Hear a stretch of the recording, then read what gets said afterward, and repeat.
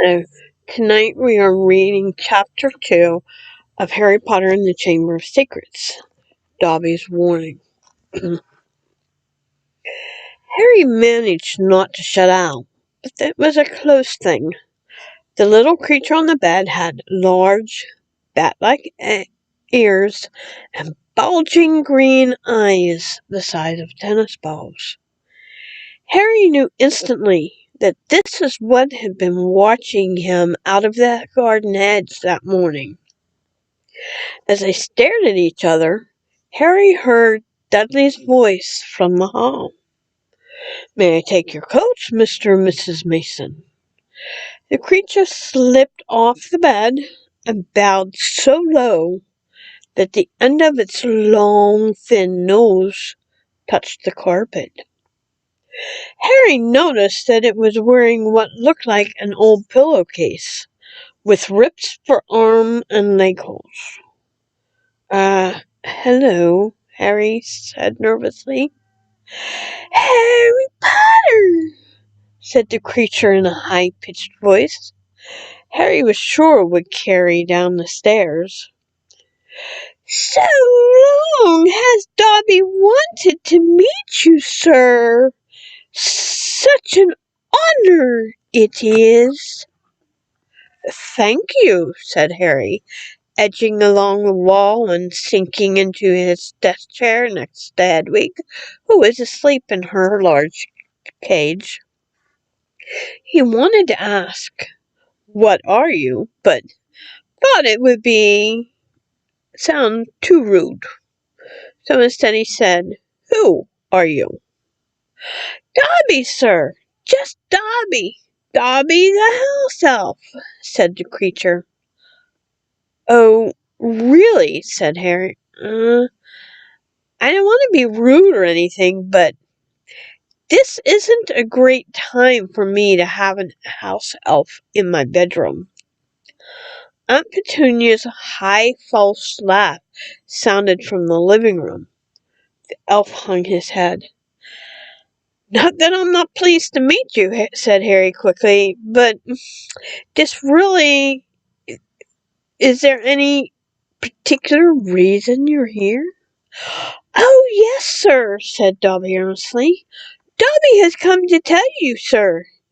It is difficult, sir. Dobby wonders where to begin." "Sit down," said Harry politely, pointing at the bed. To his horror, the elf burst into tears. Very noisy tears. "Sit down," he wailed. "Never, never, ever." Harry thought he heard voices downstairs falter. "I'm sorry," he whispered. "I didn't mean to offend you or anything." "Offend Dobby," choked the elf. "Dobby has never been asked to sit down by a wizard like an equal." Harry tried to say shh and look comforting at the same time, ushered Dobby back onto his bed where he sat hiccuping, looking like a large and very ugly doll. At last he managed to control himself and sat with his great eyes fixed on Harry in an expression of watery adoration. "You can't have met many decent wizards," said Harry, trying to cheer him up. Dobby shook his head. Then, without warning, he leapt up and started banging his head furiously on the window, shouting, "Bad Dobby! Bad Dobby!" Don't! What are you doing?" Harry hissed, springing up and pulling Dobby back onto the bed. Hedwig had woken up with a particularly loud screech and was beating her wings wildly against the bars of their cage. "Dobby has to punish himself, sir," said the elf who had gone cross-eyed. "Dobby almost spoke ill of his family, sir." "Your family?" "The wizard family Dobby serves, sir. Dobby is a house elf, bound to serve one house and one family forever." "Do they know you're here?" asked Harry curiously. Dobby shuddered. Oh, no, sir, no. Dobby will have to punish himself most grievously for coming to see you, sir. Dobby will have to shut his ears in the oven door for this. If they ever knew, sir. But don't they notice if you shut your ears in the oven door? Dobby doubts it, sir. Dobby is always having to punish himself for something, sir. They lets Dobby get on with it, sir. Sometimes they reminds me to do extra punishments. But why don't you leave? Escape. A house elf must be set free, sir, and the family will never set Dobby free. Dobby will serve the family until he dies, sir. Harry stared. I thought I had it bad staying here for another 4 weeks, he said. That makes the Dursleys sound almost human. Can't anyone help you? Can't I? Almost at once, Harry wished he hadn't spoken. Dobby dissolved again into wails of gratitude. Please, Harry whispered frantically, please be quiet. If the Dursleys hear anything, if they know you're here. Harry Potter asked if he can help Dobby. Dobby has heard of your greatness, sir, but of your goodness Dobby never knew. Harry, who was feeling distinctly hot in the face, said, Whatever you've heard about my greatness is a load of rubbish. I'm not even top of my year at Hogwarts. That's Hermione. But he stopped quickly because thinking about Hermione was painful. Harry Potter is humble and modest, said Dobby reverently, his orb-like eyes aglow. Harry Potter speaks not of his triumph over him who must not be named. Voldemort, said Harry. Dobby clapped his ears over his bat ears and moaned, Oh, speak not the name, sir, speak not the name. Sorry, said Harry quickly. I know lots of people don't like it. My friend Ron. He stopped again. Thinking about Ron was painful too. Dobby leaned toward Harry, his eyes wide like as headlights. Dobby heard tell, he said hoarsely, that Harry Potter met the Dark Lord for a second time just weeks ago. That Harry Potter escaped yet again. Harry nodded, and Dobby's eyes suddenly shone with tears. Ah, sir, he gasped, dabbling his face with a corner of the grubby pillowcase he was wearing. Harry Potter is valiant and bold. He has braved so many dangers already. But Dobby has come to protect Harry Potter, to warn him, even if he does have to shut his ears in the oven door later. Harry Potter must not go back to Hogwarts. There was a silence broken only by the chink of knives and forks from downstairs and the distant rumble of Uncle Vernon's voice. What? Harry stammered. But I've got to go back. Term starts on September 1st. It's all that's been keeping me going. You don't know what it's like here. I don't belong here. I belong in your world, at Hogwarts. No, no, no, squeaked Dobby, shaking his head so hard his ears flapped. Harry Potter must stay where he is safe. He is too great, too good to lose. If Harry Potter goes back to Hogwarts, he will be in mortal danger. Why? Said Harry in surprise. There's a plot, Harry Potter, a plot to make most terrible things happen at Hogwarts School of Witchcraft and Wizardry this year, whispered Dobby, suddenly trembling all over him. Dobby has known for months, sir. Harry Potter must not put himself in peril. He is too important, sir. What terrible thing, said Harry at once. Who's plotting them? Dobby made a funny choking noise and then banged his head frantically against the wall. All right, cried Harry, grabbing the elf's arm to stop him. You can't tell me. I understand. But why are you warning me? A sudden unpleasant thought struck him. Hang on. This hasn't got anything to do with with you-know-who, has it? You could just shake or nod, he said hastily, and as Dobby's head tilted worryingly close to the wall again. Slowly Dobby shook his head. Not he who must be named, sir. But Dobby's eyes were wide, and he seemed to be trying to give Harry a hint. Harry, however, was completely lost. He hasn't got a brother, has he? Dobby shook his head, his eyes wider than ever. Well, then I can't think of who else would have a chance of making horrible things happen at Hogwarts, said Harry. I mean, there's Dumbledore, for one thing. You know who Dumbledore is, don't you? Dobby bowed his head. Albus Dumbledore is the greatest headmaster Hogwarts has ever had. Dobby knows it, sir. Dobby has heard Dumbledore's powers rival those of he who must not be named at the height of his strength. But, sir, Dobby's voice dropped to an urgent whisper, there are powers Dumbledore doesn't. Powers no decent wizard. And before Harry could stop him, Dobby bounded off the bed, seized Harry's desk lamp, and started beating himself around the head with ear-splitting yelps.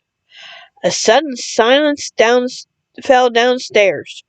2 seconds later, Harry, heart thudding madly, heard Uncle Vernon coming into the hall, calling, Dudley must have left his television on again, the little tyke. Quick, in the closet, hissed Harry, stuffing Dobby in, shutting the door and flinging himself onto the bed just as the door handle turned. What the devil are you doing? Said Uncle Vernon through gritted teeth, his face horribly close to Harry's. You just ruined the punchline of my Japanese golfer joke. One more sound, and you'll wish you'd never been born, boy. He stomped flat-footed from the room. Shaking, Harry let Dobby out of the closet. See what it's like here, he said. See why I've got to go back to Hogwarts? It's the only place I've got. Well, I think I've got friends. Friends who don't even write to Harry Potter, said Dobby slyly. I expect they've been... Wait a minute, said Harry, frowning. How do you know my friends haven't been writing to me? Dobby shuffled his feet. Harry Potter mustn't get angry with Dobby. Dobby did it for the best. You have been stopping my letters. Dobby has them, sir, said the elf. Stepping nimbly out of Harry's reach, he pulled a thick wad of envelopes from the inside of the pillowcase he was wearing. Harry could make out Hermione's neat handwriting, Ron's untidy scrawl, and even a scribble that looked as though it came from Hogwarts greenkeeper Hagrid. Dobby blinked anxiously up at Harry. Harry Potter mustn't be angry. Dobby hoped. If Harry Potter thought his friends had forgotten him, Harry Potter might not want to go back to school, sir.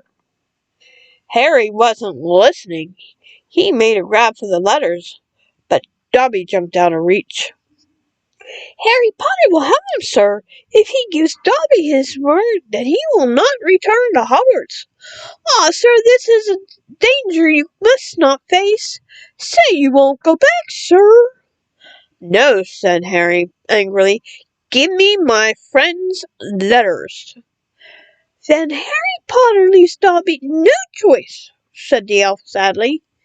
Before Harry could move, Dobby had darted to the bedroom door, pulled it open, and sprinted down the stairs. Mouth dry, stomach lurching, Harry sprang after him, trying not to make a sound. He jumped down the elastic steps, landing cat-like on the hall carpet, looking for Dobby. From the dining room he heard Uncle Vernon saying, "Tell Petunia that very funny story about those American plumbers, Mr. Mason. She's been dying to hear." Harry ran up the hall into the kitchen and felt his stomach disappear. Aunt Petunia's masterpiece of a pudding, the mountain of cream and sugar violets, was floating up near the ceiling. On top of a cupboard in the corner crouched Dobby. "No," croaked Harry. "Please, they'll kill me." "Harry Potter must say he's not going back to school." "Dobby, please." "Say it, sir." "I can't." Dobby gave him a tragic look. "Then Dobby must do it, sir, for Harry Potter's own good." The pudding fell to the floor with a heart-stopping crash. Cream splattered the windows and walls as the dish shattered. With a crack like whip, Dobby vanished. There were screams from the dining room, and Uncle Vernon burst into the kitchen to find Harry, rigid with shock, covered from head to toe in Aunt Petunia's pudding. At first it looked like Uncle Vernon would manage to gloss the whole thing over. "Just our nephew, very disturbed. Meeting stranger upset him, so we kept him upstairs." He shooed the shocked Masons back into the dining room, promised Harry he would flay him to within an inch of his life when the Masons had left, and handed him a mop. Aunt Petunia dug some ice cream out of the freezer, and Harry, still shaking, started scrubbing the kitchen clean. Uncle Vernon might have been able to make his deal if it hadn't been for the owl. Aunt Petunia was just passing around a box of after-dinner mints when a huge barn owl swooped through the dining room window, dropped a letter on Mrs. Mason's head, and swooped out again. Mrs. Mason screamed like a banshee and ran from the house, shouting about lunatics. Mr. Mason stayed just long enough to tell the Dursleys that his wife was mortally afraid of birds of all shapes and all sizes, and to ask whether this was their idea of a joke.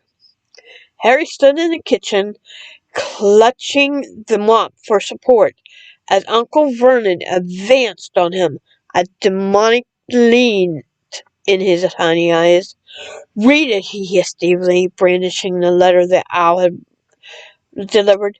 "Go on, read it."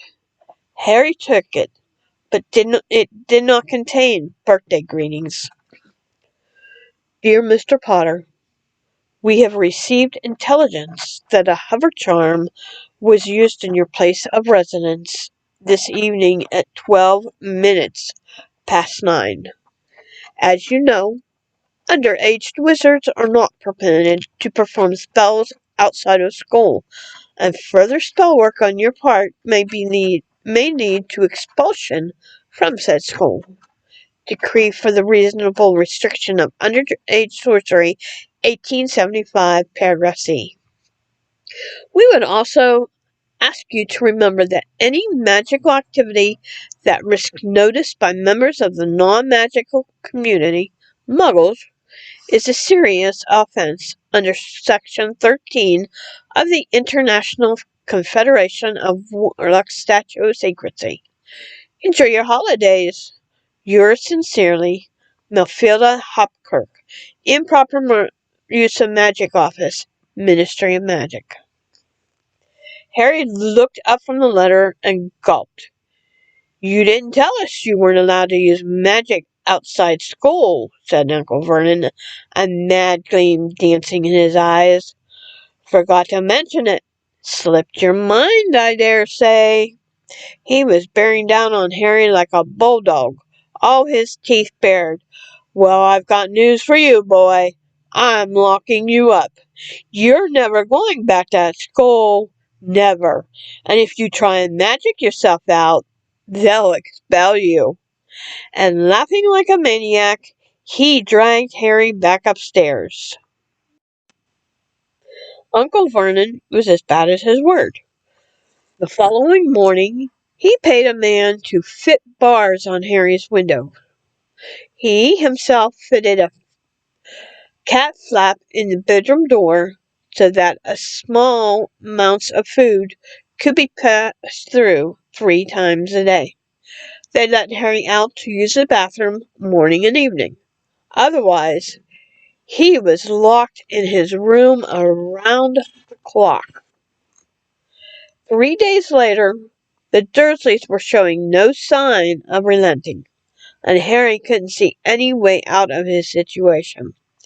He lay on his bed watching the sun sinking behind the bars on the window and wondered miserably what was going to happen to him. What was the good of magicking himself out of his room if Hogwarts would expel him for doing it? Yet life at Privet Drive had reached an all-time low. Now that the Dursleys knew that they weren't going to wake up as fruit bats, he had lost his only weapon. Dobby might have saved Harry from the horrible happenings at Hogwarts, but the way things were going, he'd probably starve to death anyway. The cat flap rattled and Aunt Petunia's hand appeared, pushing a bowl of canned soup into the room. Harry, whose insides was aching with hunger, jumped off his bed and seized it. The soup was stone cold, but he drank half of it in one gulp. Then he crossed the room to Hedwig's cage and tipped the soggy peas at the bottom of the bowl into her empty food tray. She ruffled her feathers and gave him a look of deep disgust. "It's no good running your beak at it. That's all we've got," said Harry grimly. He put the empty bowl back on the floor next to the cat flap and lay back on the bed, somehow even hungrier than he had been before the soup. Supposing he was still alive in another 4 weeks, what would happen if he didn't turn up at Hogwarts? Would someone be sent to see why he hadn't come back? Would they be able to make the Dursleys let him go? The room was growing dark. Exhausted, stomach rumbling, mind spinning over the same unanswerable questions, Harry fell into an uneasy sleep. He dreamed that he was on show in a zoo, with a card reading "Underage Wizard" attached to his cage. People goggled through the bars at him as he lay, starving and weak, on a bed of straw. He saw Dobby's face in the crowd and shouted out, asking for help.